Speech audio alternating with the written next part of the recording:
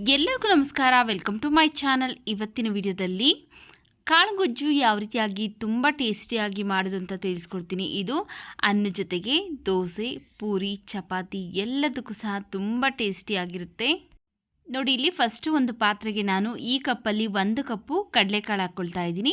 ನಾನಿಲ್ಲಿ ಕಪ್ಪು ಕಡಲೆಕಾಳನ್ನು ಬಳಸ್ತಾ ಇದ್ದೀನಿ. ನೀವು ಬೇಕಿದ್ರೆ ಕಾಬೂಲಿ ಕಡಲೆಕಾಳು ಬರುತ್ತಲ್ಲ, ಅದನ್ನು ಸಹ ಹಾಕ್ಕೊಳ್ಬೋದು. ಈಗ ಚೆನ್ನಾಗಿ 1-2 ಸರಿ ತೊಳ್ಕೊಂಬಂದಿದ್ದೀನಿ. ಈಗ ಮುಳುಗುವಷ್ಟು ನೀರನ್ನು ಹಾಕಿ ನಾನಿಲ್ಲಿ ನೈಟ್ ನೆನೆಸ್ಕೊಳ್ತಾ ಇದ್ದೀನಿ. ಬೆಳಗ್ಗೆವರೆಗೂ ಚೆನ್ನಾಗಿ ನೆನೆಯೋದಕ್ಕೆ ಬಿಡ್ತೀನಿ. ಅಥವಾ ನಿಮ್ಮ ಹತ್ರ ಟೈಮ್ ಇಲ್ಲ ಅಂದರೆ ಒಂದು 4 ಗಂಟೆಗಳ ಕಾಲ ಆದರೂ ನೆನೆಸ್ಕೊಳ್ಬೇಕು. ನೋಡಿ, ಇಲ್ಲಿ ಬೆಳಗ್ಗೆ ಓಪನ್ ಮಾಡಿ ತೋರಿಸ್ತಾ ಇದ್ದೀನಿ. ಕಡಲೆಕಾಳೆಲ್ಲ ಚೆನ್ನಾಗಿ ನೆಂದಿದ್ದೀನಿ. ನೋಡಿ, ಈ ರೀತಿಯಾಗಿ ಚೆನ್ನಾಗಿ ನೆಂದರೆ ಕಾಳುಗೊಜ್ಜು ಅನ್ನೋದು ಟೇಸ್ಟ್ ಚೆನ್ನಾಗಿರುತ್ತೆ. ನೀರನ್ನೆಲ್ಲ ಬಸ್ತು ಒಂದು ಕುಕ್ಕರ್ಗೆ ಹಾಕ್ಕೊಳ್ತಾ ಇದ್ದೀನಿ. ಹಾಗೆಯೇ ಕಡಲೆಕಾಳು ಮುಳುಗುವಷ್ಟು ನೀರನ್ನು ಸೇರಿಸಿ ರುಚಿಗೆ ತಕ್ಕಷ್ಟು ಉಪ್ಪು ಹಾಕ್ಕೊಳ್ತಾ ಇದ್ದೀನಿ. ಉಪ್ಪನ್ನು ಹಾಕಿ ಒಂದ್ಸರಿ ಮಿಕ್ಸ್ ಮಾಡಿಕೊಂಡು ಈಗ ಕುಕ್ಕರ್ ಲಿಡ್ನ ಕ್ಲೋಸ್ ಮಾಡಿ ಸ್ಟವ್ ಮೇಲೆ ಇಟ್ಟು ನಾವು 2-3 ವಿಷಿಲ್ ಕೂಗಿಸ್ಕೊಳ್ಬೇಕಾಗತ್ತೆ. ಚೆನ್ನಾಗಿ ಕಡಲೆಕಾಳೆಲ್ಲ ಬೇಯಬೇಕು. ಆದ್ದರಿಂದ ನಾನಿಲ್ಲಿ 2-3 ವಿಷಿಲ್ ಬಂದಾದಮೇಲೆ ಕುಕ್ಕರ್ ಕ್ಯಾಪ್ ಓಪನ್ ಮಾಡಿ ತೋರಿಸ್ತಾ ಇದ್ದೀನಿ. ನೋಡಿ, ಕಡಲೆಕಾಳೆಲ್ಲ ಇಷ್ಟು ಚೆನ್ನಾಗಿ ಬೆಂದಿರಬೇಕು. ನಾವು ಎಷ್ಟು ಚೆನ್ನಾಗಿ ಬೇಯಿಸ್ಕೊಳ್ತಿರಲ್ಲ ಅಷ್ಟು ರುಚಿಯಾಗಿರುತ್ತೆ ಈ ಕಾಳುಗೊಜ್ಜು. ನೋಡಿ, ನಾವು ಬೇಯಿಸಿರುವಂತಹ ನೀರನ್ನು ಸಪ್ರೇಟ್ ಮಾಡ್ಕೊಳ್ತಾ ಇದ್ದೀನಿ. ಯಾಕಂದರೆ ಕಾಳುಗೊಜ್ಜಿಗೆ ಬೇಕಾಗುವಷ್ಟು ನೀರನ್ನು ನೋಡಿಕೊಂಡು ನಾವು ಸೇರಿಸ್ಬೇಕಾಗತ್ತೆ. ನೀರು ಜಾಸ್ತಿ ಆಗಿಬಿಟ್ರೆ ತುಂಬ ತೆಳು ಆಗಿಬಿಡುತ್ತೆ. ಅದರಿಂದ ನೋಡಿಕೊಂಡು ಸೇರಿಸ್ಕೊಳ್ಳೋದಕ್ಕೋಸ್ಕರ ನೀರನ್ನು ಸಪ್ರೇಟ್ ಮಾಡಿದ್ದೀನಿ. ಹಾಗೆಯೇ ಕಡಲೆಕಾಳನ್ನು ಸಹ ಸಪ್ರೇಟಾಗಿ ತೆಗೆದಿಟ್ಟು ಇದಕ್ಕೆ ಈಗ ನಾವು ಒಂದು ಮಸಾಲ ರೆಡಿ ಮಾಡ್ಕೊಳ್ಬೇಕು. ಅದಕ್ಕೋಸ್ಕರ ಒಂದು ಬಾಣಲೆ ಬಿಸಿಗಿಟ್ಟು ಅದಕ್ಕೆ ನಾನು 1 ಸ್ಪೂನ್ ಎಣ್ಣೆ ಹಾಕ್ಕೊಂಡಿದ್ದೀನಿ. ಎಣ್ಣೆ ಬಿಸಿ ಆದಮೇಲೆ 1 ಗಡ್ಡೆ ಈರುಳ್ಳಿ ಹಾಗೆಯೇ 1 ಗಡ್ಡೆ ಬೆಳ್ಳುಳ್ಳಿನ ಸಿಪ್ಪೆ ತೆಗೆದು ಹಾಕ್ಕೊಂಡು ಫ್ರೈ ಮಾಡ್ಕೊಳ್ತಾ ಇದ್ದೀನಿ. ಈರುಳ್ಳಿ ಮತ್ತು ಬೆಳ್ಳುಳ್ಳಿ ಎಲ್ಲ ಇಷ್ಟು ಫ್ರೈ ಆದ ನಂತರ ಈಗ ಇದಕ್ಕೆ ನಾನು 1 ಟೊಮೆಟೊ ಹಣ್ಣನ್ನು ಸಹ ಕಟ್ ಮಾಡಿ ಹಾಕ್ಕೊಳ್ತಾ ಇದ್ದೀನಿ. ಅರ್ಧ ಸ್ಪೂನ್ ಆಗೋಷ್ಟು ಗಸಗಸೆ, ಒಂದು 4-5 ಲವಂಗ, 1 ಪೀಸ್ ಚಕ್ಕೆ ಹಾಕ್ಕೊಂಡು ಫ್ರೈ ಮಾಡ್ಕೊಳ್ತಾ ಇದ್ದೀನಿ. ಟೊಮೆಟೊ ಎಲ್ಲ ಚೆನ್ನಾಗಿ ಸಾಫ್ಟಾಗಿ ಬೇಯಬೇಕು, ಅಲ್ಲಿವರೆಗೂ ಫ್ರೈ ಮಾಡ್ಕೊಳ್ತಾ ಇದ್ದೀನಿ 1-2 ನಿಮಿಷ. ನೋಡಿ, ಈ ರೀತಿಯಾಗಿ ಟೊಮೆಟೊ ಎಲ್ಲ ಸಾಫ್ಟಾಗಿ ಬೆಂದಿದೆ. ಈಗ ಸ್ಟವ್ನ ಆಫ್ ಮಾಡ್ಕೊಳ್ತಾ ಇದ್ದೀನಿ. ಫಸ್ಟು ಒಂದು ಮಿಕ್ಸಿ ಜಾರ್ಗೆ ನಾನಿಲ್ಲಿ 3 ಟೇಬಲ್ ಸ್ಪೂನ್ ಆಗೋಷ್ಟು ಹಸಿ ಕೊಬ್ಬರಿ ಹಾಕ್ಕೊಳ್ತಾ ಇದ್ದೀನಿ. ಸ್ವಲ್ಪ ಕೊತ್ತಂಬರಿ ಸೊಪ್ಪು, ಈಗ ನಾವು ಫ್ರೈ ಮಾಡಿ ಎತ್ತಿಟ್ಕೊಂಡಿದ್ರಲ್ಲ ಈರುಳ್ಳಿ, ಬೆಳ್ಳುಳ್ಳಿ, ಟೊಮೆಟೊ ಅದನ್ನು ಹಾಕ್ಕೊಂಡಿದ್ದೀನಿ. 1 ಇಂಚು ಹಸಿ ಶುಂಠಿ, 1 ಸ್ಪೂನ್ ರೆಡ್ ಚಿಲ್ಲಿ ಪೌಡರ್ ಹಾಕ್ಕೊಳ್ತಾ ಇದ್ದೀನಿ. ನೋಡಿಕೊಂಡು ನಿಮ್ಮ ಖಾರಕ್ಕೆ ಎಷ್ಟು ಬೇಕೋ ಅಷ್ಟು ಹಾಕ್ಕೊಳ್ಳಿ. ಹಾಗೆಯೇ ಇದಕ್ಕೆ 2 ಟೇಬಲ್ ಸ್ಪೂನ್ ಆಗೋಷ್ಟು ಧನಿಯಾ ಪೌಡರ್ ಹಾಕ್ಕೊಳ್ತಾ ಇದ್ದೀನಿ. 1/4 ಟೀ ಸ್ಪೂನ್ ಆಗೋಷ್ಟು ಅರಿಶಿನ ಪುಡಿ.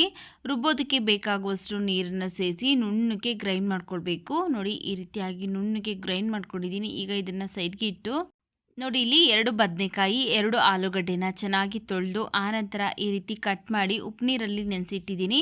ಉಪ್ಪು ನೀರಲ್ಲಿ ನೆನೆಸಿಟ್ರೆ ಕಪ್ಪಾಗೋದಿಲ್ಲ ಅಂತ. ಹಾಗೆ ಅದನ್ನು ಸೈಡ್ಗೆ ಇಟ್ಟು ಫಸ್ಟು ಒಂದು ಕುಕ್ಕರ್ ಬಿಸಿಗೆ ಇಟ್ಟಿದ್ದೀನಿ.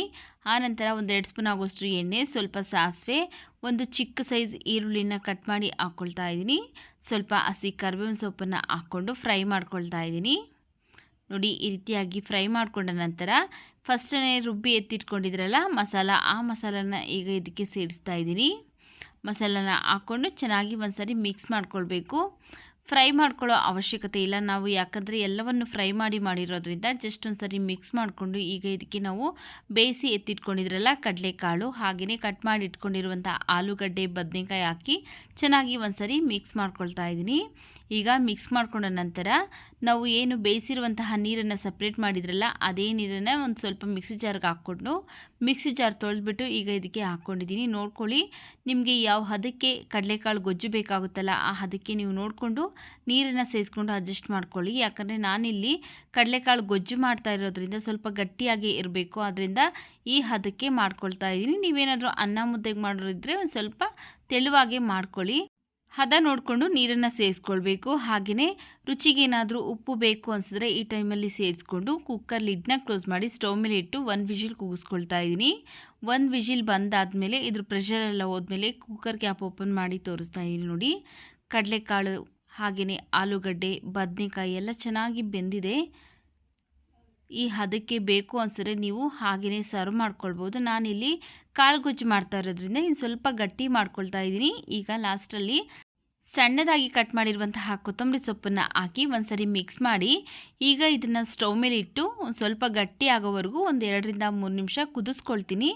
ಕಾಳುಗೊಜ್ಜು ಯಾವ ಹದಕ್ಕೆ ಬೇಕಾಗುತ್ತಲ್ಲ ಆ ಹದಕ್ಕೆ ನೋಡಿಕೊಂಡು ನೀವು ಕುದಿಸ್ಕೊಳ್ಬೇಕಾಗುತ್ತೆ. ನಾನಿಲ್ಲಿ ಈ ಹದಕ್ಕೆ ಕುದಿಸ್ಕೊಂಡಿದ್ದೀನಿ. ಒಂದು 3-4 ನಿಮಿಷ ಆಗೋಷ್ಟು ಕುದಿಸ್ಕೊಂಡಿದ್ದೀನಿ ನೋಡಿ. ಈ ಹದಕ್ಕಿದ್ರೆ ಸಾಕಾಗುತ್ತೆ, ಯಾಕಂದರೆ ಸ್ವಲ್ಪ ಬಿಸಿ ತಣ್ಣಗಾದ್ಮೇಲೆ ಇನ್ನೂ ಸ್ವಲ್ಪ ಗಟ್ಟಿ ಆಗುತ್ತೆ. ಆದ್ದರಿಂದ ಈ ಹದ ನೋಡಿಕೊಂಡು ನಾನು ಸ್ಟವ್ನ ಆಫ್ ಮಾಡಿಕೊಂಡು ಲಾಸ್ಟಲ್ಲಿ ಸ್ವಲ್ಪ ಸಣ್ಣದಾಗಿ ಕಟ್ ಮಾಡಿರುವಂತಹ ಕೊತ್ತಂಬರಿ ಸೊಪ್ಪನ್ನು ಹಾಕ್ಕೊಳ್ತಾ ಇದ್ದೀನಿ ನೋಡಿ. ಈಗ ರುಚಿಯಾದಂತಹ ಟೇಸ್ಟಿಯಾಗಿರುವಂತಹ ಕಾಳುಗೊಜ್ಜು ರೆಡಿಯಾಗಿದೆ. ನೀವು ಈ ರೀತಿಯಾಗಿ ಒಂದ್ಸಲಿ ಮಾಡಿ ಕೊಟ್ಟರೆ ಬರೀ ಕಾಳುಗೊಜ್ಜನ್ನೇ ತಿಂದು ಖಾಲಿ ಮಾಡ್ತಾರೆ, ಅಷ್ಟು ರುಚಿಯಾಗಿರುತ್ತೆ. ಹಾಗೆ ಬಿಸಿ ಅನ್ನ ಜೊತೆಗೆ ಚಪಾತಿ, ದೋಸೆ ಎಲ್ಲದಕ್ಕೂ ಸಹ ಸೂಪರಾಗಿ ಪರ್ಫೆಕ್ಟಾಗಿ ಇರುತ್ತೆ.